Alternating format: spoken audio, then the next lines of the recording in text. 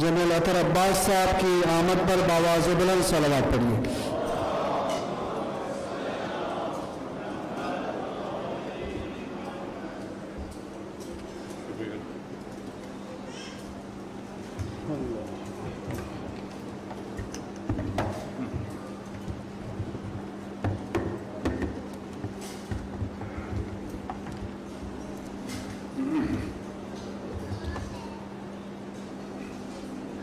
औज़ु बिल्लाहि अस्समीउल अलीम मिनश शैतानिर रजीम बिस्मिल्लाहिर रहमानिर रहीम अल्हम्दुलिल्लाहि रब्बिल आलमीन वस्सलातु वस्सलामु अला अशरफिल अंबिया वल मुरसलीन व आलिहि तय्यबीन अत्ताहिरीन अल मासूमीन अल मुंतजबीन। अम्मा बाद, हाज़िर मोहतरम, सबसे पहले तो मैं जो मुंतज़मीन हैं उनको खराज तहसीन पेश करना चाहूँगा कि उन्होंने नहजुल बलागा के मुख्तलिफ़ मौज़ूआत पर उलमा और दानिशवर हज़रात को तकलीफ़ दी, जिन्होंने अपने इल्म और दानिश के मुताबिक मकाले लिखे और उनमें से कुछ मकाले आपके सामने भी पेश किए गए। ये जुमला जो मैंने बोला है ये उस ख़त में से मैंने महफूज किया है जहाँ ये लिखा गया था कि तमाम उलमा और दानिशवर हज़रात को ये मदऊ किया जा रहा है। तो आपके साथ मैं भी हैरान था कि उलमा और दानिशवर हज़रात में मेरा क्या काम और मेरा क्यों नाम। तो काफ़ी सोच विचार के बाद मुझे समझ आई कि वैरायटी भी कोई चीज़ होती है और आजकल तो कोई भी प्रोजेक्ट हो तो उसमें कंट्रास्ट का बड़ा अमल दखल है। तो जहाँ इल्म और दानिश हमारे दाएं बाएं सारा माशाल्लाह मौजूद हैं, वहाँ उनके कंट्रास्ट के लिए एक कम इल्म और एक जाहिल शख्स को भी दावत दी गई। बहरहाल मैं इसे अपनी खुशनसीबी समझता हूँ कि मुझे अपनी कमाईगी और कम इल्मी के बावजूद जनाब अमीरुल मोमिनीन इमामुल मुत्तकीन हज़रत अली इब्न अबी तालिब अलैहिस्सलातु वस्सलाम अल्लाहुम्मा सल्लि अला मुहम्मद व आले मुहम्मद के जो ये मोजज़नुमा किताब है नहजुल बलागा, उसमें से नहजुल बलागा और हुकूमत और सियासत के मौजू पर मुझे दावत दी गई और मैं अपनी खुशनसीबी ये समझता हूँ कि उनके ज़िक्र से इस मुतबर्रिक महफिल में मैं अपनी ज़बान और अपने दिल दोनों को पाकीज़ा करूँगा और अपनी रूह को पाकीज़ा करने की सआदत हासिल करूँगा। सल्लल्लाहु अलैहि मोहम्मद व आले मोहम्मद।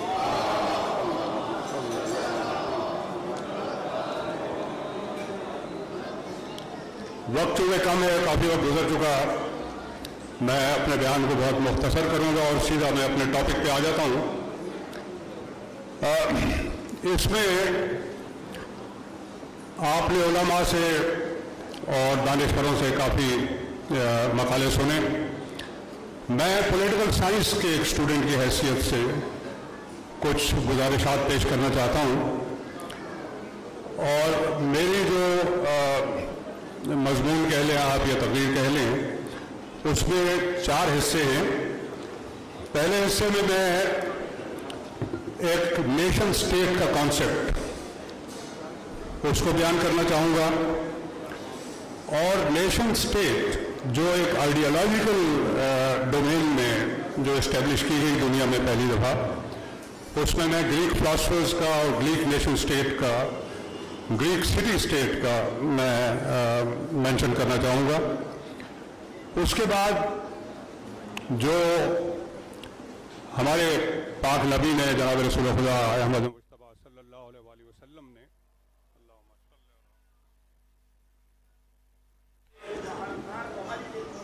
उन्होंने जो nation state, ideological nation state की जो बुनियाद रखी, मदीना मुनव्वरा में, उसका जिक्र करूँगा।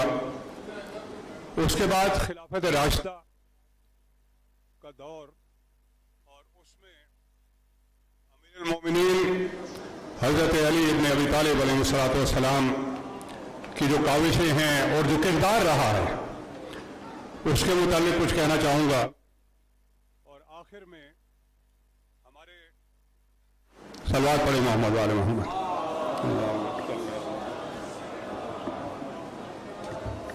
आखिर में हमारे आज के दौर में जिन चैलेंजेस का हमें सामना है, जिसमें आइडियोलॉजिकल नेशन स्टेट, आजकल भी रियासत मदीना का जिक्र काफ़ी हो रहा है, और हम जनाब वज़ीर आज़म इमरान खान साहब की इन कोशिशों के मुतरफ़ हैं कि वो अपनी पूरी कोशिश से रियासत मदीना के क़याम की कोशिश कर रहे हैं। अल्लाह ताला उनको अपने इस मकसद में कामयाबी दे। इसका जिक्र करूँगा। और जो चैलेंजेस हमें दरपेश हैं टेररिज्म के हवाले से और एक आइडियोलॉजिकल नेशन स्टेट बनने के हवाले से, जिसका ख्वाब अल्लामा इकबाल ने देखा था और जिसको कायदे आज़म ने अमली जामा पहनाया था, उस पर थोड़ी बातचीत करूँगा। तो सबसे पहले हम पहले हिस्से की तरफ चलते हैं, और उसमें अगर आप देखें तो सियासी निज़ाम का जो इर्तका था, ओके थैंक यू, ठीक, उसमें ग्रीक यानी यूनानी फिलासफर्स, जिसमें सुकरात, अफलातून और अरस्तु, ये तीन नाम सामने आते हैं, जो 400 कबल मसीह में उन्होंने इस आइडियोलॉजिकल स्टेट का, जिसको ग्रीक सिटी स्टेट कहते हैं, उसकी बुनियाद रखी। उसमें और बाकी सल्तनतों में जो उस वक्त दुनिया में मौजूद थी, उनमें मेन फ़र्क ये था कि बाकी तमाम सल्तनतें आज कल की स्टेट्स की ऐन मुताबिक वो इस बुनियाद पे हुकूमत करती थी कि जो उनकी आवाम है वो खुशहाल हो, उनके पास इकोनॉमिक पावर हो, उनके पास तमाम ज़िंदगी की आसाइशें और सहूलियात हों, और उनके पास साइंस और टेक्नोलॉजी की तरक्की हो। जबकि सुकरात, जो कि इन तीनों फिलासफर्स का उस्ताद भी माना जाता है, और बहुत से यूनानी फिलासफर्स का, सलवात पढ़े मोहम्मद वाले मोहम्मद,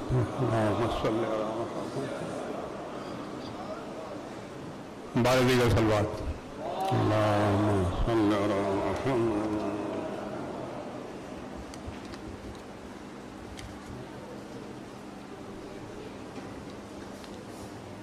सलवात पर मोहम्मद वाले मोहम्मद।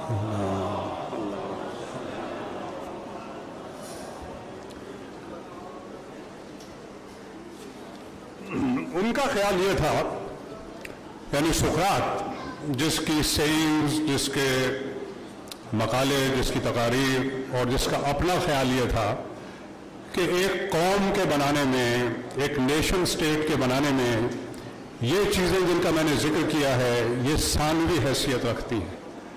आपने माशरे को बनाना है जिसमें अदालत, जिसमें सच्चाई और जिसमें किरदार और इल्म, ये 3 या 4 चीज़ें जो हैं, ये बुनियादी ज़रूरत हैं एक मुहज़्ज़ब माशरे की तश्कील के लिए। समझ रहे हैं ना आप यहाँ तक? तो ये मुकाबला था एक नज़रियाती स्टेट का और एक जो आजकल की मादी स्टेट कह लें आप, उनके दरमियान एक मुकाबला था। तो इसमें सुकरात ने बहुत सी कंट्रीब्यूशन है उसकी, और जो अफलातून था वो सुकरात का शागिर्द था। उसने सुकरात की तमाम सेइंग्स को जमा करके नहजुल बलागा की तर्ज की एक किताब नहजुल बलागा से 1000 साल पहले बनाई, और उसने उसमें सुकरात की तमाम सेइंग्स के अलावा अपनी तरफ से भी अपने इन्फ्लुएंस कॉन्सेप्ट को और ज़्यादा मैच्योर किया, और इस नेशन स्टेट के कॉन्सेप्ट को वहाँ इम्प्लीमेंट किया। यानी ज़ुबानी कहना या बात करना और है, लेकिन उसने इस कॉन्सेप्ट को ग्रीक सिटी स्टेट में इम्प्लीमेंट किया। अब मुझे यहाँ ये बताना इसलिए ज़रूरी है कि इसके माने ये हुए कि इन नोबल बुनियाद पे अगर कोई स्टेट पहली बनी तो वो ग्रीक सिटी स्टेट थी, जिसमें वही तमाम नोबिलिटीज़ रखी गई जो बाद में आके अल्लाह के रसूल ने और जनाब मौलाए कायनात ने अपने कॉन्सेप्ट ऑफ नेशन स्टेट में दी। अब सवाल ये पैदा होता है कि उसका इसके साथ क्या मवाजना किया जा रहा है। असल में जब ग्रीक नेशन स्टेट बन गई तो उस वक्त रोमन अम्पायर ने इसके ऊपर हमला किया और इसको ताख्तो ताराज कर दिया, और इस वजह से ग्रीक सिटी स्टेट हालांकि बन गई थी, इम्प्लीमेंट हो गई थी, लेकिन उसकी उम्र बहुत छोटी थी और उसको तबाह बर्बाद कर दिया गया। और ये किताब जो सुकरात के शागिर्द ने अफलातून ने लिखी, उसने 333-34 से लेकर 323 कबल मसीह में ये लिखी, और बहुत मशहूर किताब है। पॉलिटिकल साइंस के जो इंटरनेशनल आलमी जो पॉलिटिकल साइंस का मजमून है उसमें इसको बड़े एहतराम की निगाह से देखा जाता है, और आज तक ये जो पॉलिटिकल साइंस में इसकी अपनी एक मुकाम है और एक अहमियत है। इस किताब का नाम है रिपब्लिक। आप भी अगर आपको मौका मिले, ये आज भी लाइब्रेरी में मौजूद है। अब हम आते हैं इसके बाद, चूँकि ये स्टेट ख़त्म हो गई थी लेकिन वो किताब जो थी वो महफूज कर ली गई। इसके बाद हम सीधे जनाब रसूल खुदा सल्लल्लाहु अलैहि वसल्लम के ज़माने पे आ जाते हैं। जब आप आखिरी नबी के तौर पे आए, तमाम नबी भी अल्लाह के पैगाम लाते रहे, अल्लाह की किताबें लाते रहे, सहीफे नाजिल हुए, लेकिन किसी नबी ने नेशन स्टेट की बुनियाद नहीं रखी। ये एजाज़ अल्लाह के आखिरी नबी का था, हमारे पाक नबी का था कि उन्होंने इन्हीं तमाम जो नोबिलिटीज़ थी, यानी हक और सच, इसके अलावा अदल और इल्म और किरदार, इन 4 चीज़ों के ऊपर नेशन स्टेट की बुनियाद रखी। इसमें तमाम अहकाम अल्लाह के, शरीयत अल्लाह के रसूल की, और इम्प्लीमेंटेशन अल्लाह के खलीफा की। ये न सिर्फ ये कि आपने ये कॉन्सेप्ट दिया और आप इसकी तबलीग करते रहे, बल्कि आपको ये एजाज़ हासिल है कि आपने इस नेशन स्टेट, जिसको रियासत मदीना कहते हैं, मदीना में जाकर उसकी बुनियाद रखी और उसको फुल्ली इम्प्लीमेंट किया। और ये रसूल पाक सल्लल्लाहु अलैहि वसल्लम के ज़माने तक, उनकी विसाल तक, ये नेशन स्टेट मैच्योर होकर चलती रही, जिसमें गैर मुस्लिम भी थे, जिसमें ज़िम्मी भी थे, मुसलमान भी थे, अरब भी थे, अजमी बहुत कम तादाद में थे, लेकिन थे ज़रूर, जैसे हज़रत सलमान फारसी, हज़रत बिलाल हबशी। तो यानी चीदा चीदा चुने हुए लोग जो अजमी थे वो भी मौजूद थे। लेकिन जो कॉन्सेप्ट दिया अल्लाह के रसूल ने, वो इन्ना अक्रमकुम इंदल्लाहि अत्काकुम, कि तुम में से वही मुअज़्ज़िज़ है, अल्लाह का फरमान कि तुम में से वही मुअज़्ज़िज़ और साहिब करामत है, साहिब करम है, कि जो तक़वा में और परहेजगारी में सबसे मुक़द्दम है। एक तरफ अल्लाह का फरमान सुनाते थे और दूसरी तरफ खुद अपनी हदीस सुनाते थे कि बुइस्तु लिउतम्मिमा मकारिमल अखलाक, मुझे इसलिए नबी बना के मबूस किया गया कि मैं अखलाक को उसके तमाम और कमाल पे पहुंचा दूं। तो ये बुनियाद थी इस नेशन स्टेट की, और ये चलती रही। मैं मुख्तसर कर रहा हूँ, मैं काफ़ी चीज़ें छोड़ रहा हूँ। जब ये नेशन स्टेट मौजूद थी तो उसमें जो एडवांटेज अल्लाह के रसूल को थी वो ये थी कि अल्लाह के रसूल ने पहले मुसलमानों से, तमाम बनी नौ इंसान से मनवाया कि अल्लाह के अहकाम को चैलेंज नहीं किया जा सकता। तो जो है ना, और मैं अल्लाह का रसूल हूँ, और अल्लाह ने अपने रसूल के लिए भी यही पैगाम भेजे कि उसको चैलेंज नहीं कर सकते। बड़ी तवज्जो चाहिए थोड़ी देर के लिए। अल्लाह के रसूल को भी चैलेंज नहीं किया जा सकता, अल्लाह के पैगाम को भी चैलेंज नहीं किया जा सकता। जो इन दो मेन मैसेजेस को समझ गए वो ईमान ले आए, इस्लाम ले आए और दायरा इस्लाम में दाखिल हो गए। और उसके बाद जैसे रसूल ने कहा आमन्ना और सद्दक़ना, वो तमाम रसूल के अहकामात पे अमल करते रहे। जब रसूल पाक सल्लल्लाहु अलैहि वसल्लम का विसाल हुआ है, अब खिलाफत राशिदा शुरू होती है। अब इसमें जनाब रसूल खुदा में और खुलाफाए राशिदीन में जो फ़र्क है, मैं प्योरली पॉलिटिकल साइंस के स्टूडेंट के तौर पे बात कर रहा हूँ, वो ये था कि रसूल से कोई बहस नहीं कर सकता था। हालांकि जज़ा व सज़ा और आर्गूमेंट और इन सब चीज़ों की अल्लाह के रसूल ने इजाज़त दी थी, लेकिन उनका स्टेचर इतना बुलंद था और अल्लाह ने यह बताया था कि वमा अरसलनाका इल्ला रहमतल लिल आलमीन, मैंने तो इसे आलमीन के लिए रहमत बना के भेजा है। और कभी कहता नजर आता है कि वमा यंतक़ु अनिल हवा इन हुवा इल्ला वह्युन यूहा, ये मेरी इजाज़त के बगैर, मेरी वही के बगैर अपने लुत्फ़ को भी नहीं हिलाता, अपनी ज़ुबान को भी हरकत नहीं देता। तो जो कुछ अल्लाह का रसूल कह रहा है वो अल्लाह कह रहा है, वो अल्लाह का फरमान है। जब ये दो चीज़ें इस्टेब्लिश कर ली तो मुसलमानों में जुर्रत न थी कि वो रसूल को चैलेंज करते। लेकिन अब जब खुलाफाए राशिदीन का ज़माना शुरू हुआ तो पहले खलीफा हज़रत अबू बकर रज़ी अल्लाह ताला अन्हु के ज़माने में, जो कि 3.5 साल के करीब उनकी खिलाफत थी, उसमें शोरशें उठी, उसमें लोगों ने झूठे नबी बनने का दावा किया। तो इनका जो अरसा था उसमें हज़रत अबू बकर सिद्दीक उसको, इन शोरशों को और इन जो बगावतें थी उनको दबाने में मसरूफ़ रहे और जो नेशन स्टेट अल्लाह के रसूल ने छोड़ी थी उसको कंसोलिडेट करते रहे। तो जो है ना, जब उनका ज़माना ख़त्म हुआ, अब इस ज़माने में आप देखें कि वसाइल की कमी है, मुसलमान गरीब हैं, मुसलमान तादाद में भी कम हैं। इस वक्त पूरा अरब भी मुसलमान नहीं हुआ था, लेकिन ज़्यादातर मुसलमान हो चुके थे। और अरब में भी जो सऊदी अरेबिया आप कह लें या अरेबियन पेनिनसुला कह लें, उसमें भी मक्का और मदीना ये दो ही बड़े शहर थे। ताइफ को ले लें, इसके अलावा हमें किसी वर्थवाइल शहर का नाम नहीं मिलता। तो बहुत कम तादाद में थे और ये मैं किसी वजह से बता रहा हूँ।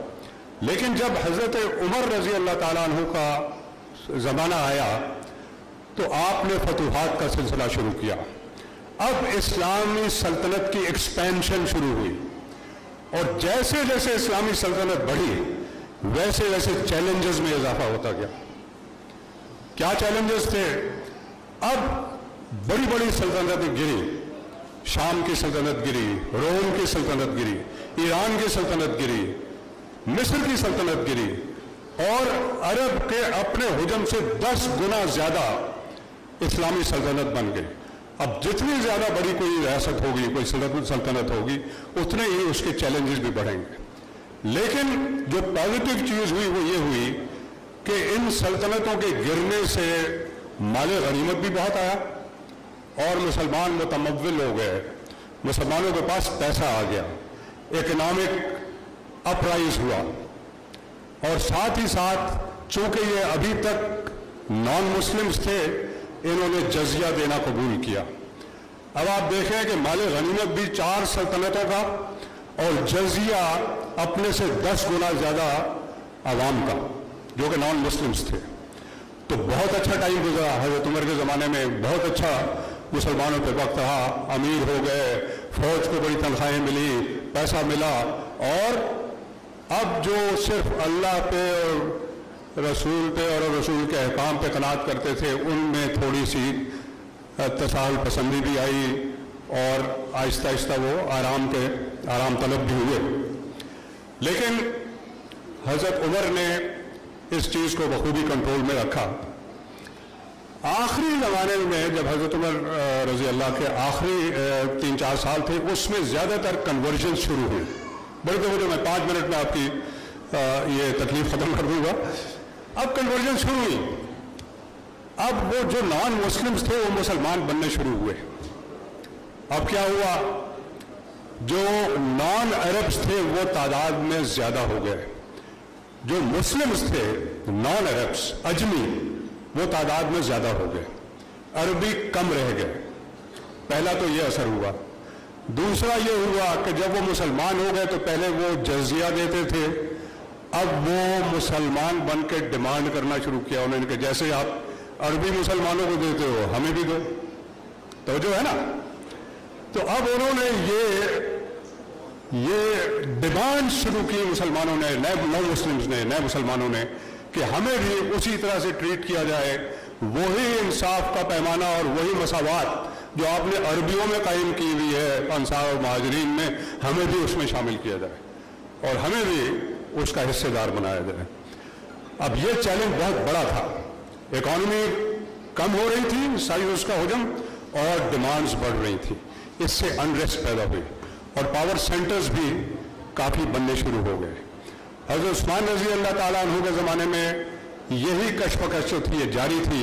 और आपको अच्छी तरह मालूम है कि जब मिस्रियों ने, अहले मिस्र ने जब अपनी डिमांड ज़्यादा की और खलीफा वक्त उसको पूरा न कर सके, मैं मुख्तसर कर दिया है, तो उनकी डिमांड्स और खलीफा वक्त के उन डिमांड्स को पूरा न करना उनकी शहादत का सबब बना।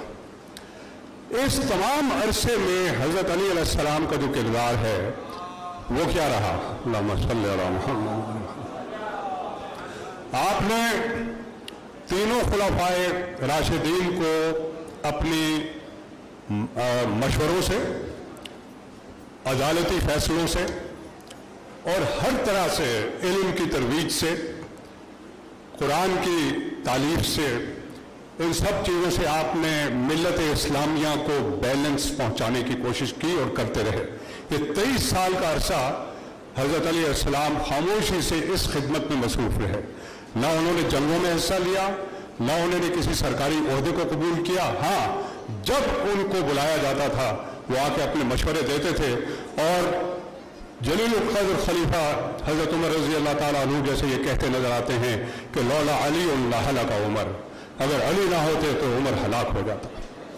ये इस चीज़ का मुँह बोलता सबूत है कि अली अलैहिस्सलाम ने तमाम सल्तनतों जो खिलाफतें थी उनको बैलेंस पहुंचाया, उनको स्टेबल रखा और अपने मुफीद मशवरों से, अपने इल्म की हैसियत से, अपने अदल की हैसियत से उनको मदद करते रहे।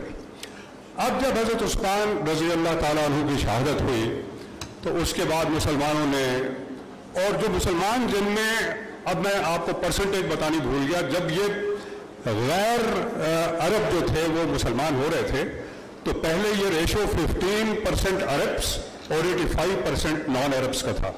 लेकिन हज़रत उस्मान रज़ी अल्लाह के आखिरी ज़माने में ये रेशो घट के अरबी 5% रह गए थे और 95% नॉन अरबी यानी अजमी जो थे वो मुसलमान हो चुके थे। अब अरबियों के लिए उनको कंट्रोल करना, उन पर अपनी हुकूमत कायम रखना, अपनी खिलाफत कायम रखना, मैनेजमेंट करना, गवर्नेंस करना एक बहुत बड़ा चैलेंज था। और उसमें जाहिर है इंडक्शन हुई उनकी, नॉन अरब्स की, अजमियों की भी, और वो करते रहे। इन चैलेंजेस के साथ हज़रत अली अस्सलाम के पीछे तमाम अहले मदीना उनके सामने दरख्वास्त लेके आए कि आपसे ज़्यादा इस वक्त बैलेंस्ड, नॉन पार्टीसन और खिलाफत के लायक हमें और कोई नज़र नहीं आता, इसलिए हम दरख्वास्त करते हैं कि आप खिलाफत को कबूल करें। हज़रत अली इस्लाम तारीखों में है 3 दिन तक इनकार करते रहे, लेकिन हुजूम राज़ी न हुआ और आखिरकार मजबूरन आपको उनके कहने पे, और ये ज़ाहिर है कि वली उल अम्र के लिए वाजिब भी हो जाता है कि जब आवाम उनसे इस चीज़ का मुतालबा करें, आपने मस्जिद नबवी में मिंबर रसूल पे बैठ के उनसे बैत ली और ये पैगाम दिया कि खिलाफत देने के लिए मैं तुम्हारे घर नहीं आया हूँ, तुम अल्लाह के घर में आए हो, ये तुम्हारी ज़रूरत है, मेरी ज़रूरत नहीं है। अब अल्लाहुम्मा सल्ली अला मुहम्मद व आले मुहम्मद। मैं अपने चीज़ को थोड़ा सा 5-7 मिनट में और लूँगा। अब जारी रखें वो 5 मिनट और सलवार पढ़े मोहम्मद वाले मोहम्मद जी वन को। अब हज़रत अली अस्सलाम का जो ज़माना आया उसमें जंगें भी हुई, इसके बावजूद आपने रियासत मदीना के कॉन्सेप्ट को मिन्नो अन नाफिज किया। और मैं मुख्तसर करूँ آپ کا جو مالک استر کا نام خط ہے، میں سیدھا اس پہ آ جاتا ہوں. اس میں آپ نے جو سلطنت اور گورننس کے جو بنیادی اصول بتائے ہیں وہ ہم سب کے سامنے ہیں. یہ بڑی اچھی ایفرٹ ہے افکار اسلامی ٹرسٹ کی، یہ ایفرٹ ہے اور یہ بہت ہی خوبصورت کتاب ہے. میں ان کا شکر گزار ہوں کہ انہوں نے مجھے یہ موقع دیا کہ میں اس ٹاپک پہ بولوں. اور یہ حکمرانی کے آفاقی اصول اس نام سے یہ پبلش ہوئی ہے اور اس وجہ سے اس سے مجھے بڑا استفادہ ہوا ہے. میں آپ سے بھی یہی ریکویسٹ کروں گا، ابھی مجھے کہا جا رہا ہے کہ میں وائنڈ اپ کروں.